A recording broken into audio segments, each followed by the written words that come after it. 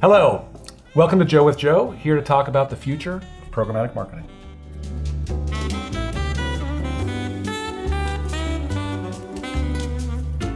When markets, begin adopting a new practice, a new technology, a new process, what have you, you get to learn from what was done in sort of other places. And so, I think what that's led to, globally is they don't have to go through the same sort of iterative stepping stone design that I sort of described of, third-party data marketplaces, then a little bit of first party, and then, now you just jump right to this sort of tapestry of first, second, and third as the way to get started. And you're starting to see that, for real. Media Math Audiences launched in Mexico, launched in Latin America, one fell swoop, from a really nascent market from a data perspective, started doing it in the right way right from the beginning. And so I think you're going to see that sort of across the board. So I think the real opportunity is to just kind of zoom up, take a little bit more of the 50,000 foot forest as opposed to trees look, and sort of say, hey, who's doing cool stuff?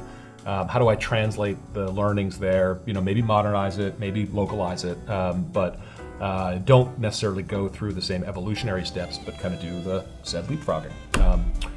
And that's fun. It's actually one of the really nice things about the fact that we're a global business is we actually have that opportunity, right? You can actually sort of, find ways to sort of identify and share that best practice in sort of more templatized ways.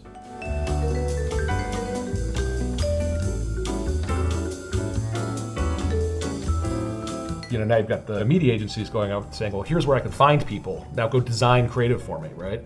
The two, it's like your left and right brains aren't communicating with each other, right? They're kind of both having a parallel and sort of simultaneous conversation, but not sort of connecting through the corpus. It's very strange.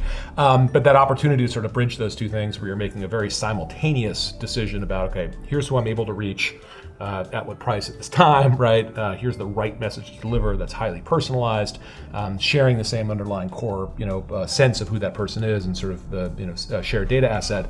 That's where we are right now. And we're seeing that across the board. Anytime you've got to sort of poke through organizational barriers, not just inside silos, inside a company, but going outside of companies and sort of creating new business relationships with companies that haven't necessarily, worked well with each other. It's hard. But boy, it's what gives us something to do for the next 10 years.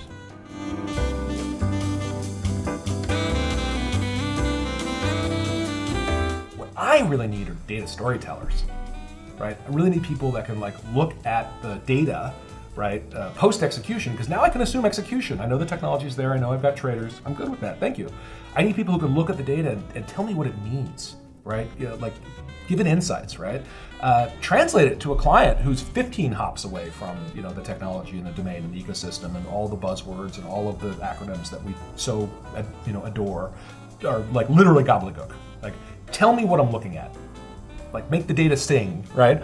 But to the extent that we can keep doing that, to the extent we can keep sort of the self-reinvention happening, it's an important differentiator for us, and I think it's how we got here, and it's how we're gonna get there.